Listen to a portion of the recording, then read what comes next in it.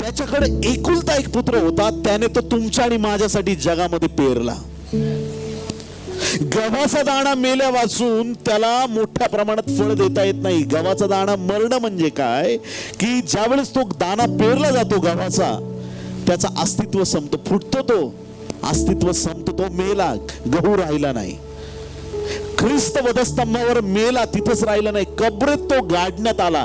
देवाने आपल्या पुत्राला जगामध्ये पेरलं. तिसऱ्या दिवशी ख्रिस्त पुनरुत्थित झाला, त्यावेळेस कापणीचा समय. आता देव म्हणू शकत नाही मला फक्त एकच पुत्र आहे. योहान 1:12 जितक्यांनी त्याच्यावर विश्वास ठेवला ते सगळे त्याचे पुत्र आणि कन्या आहेत.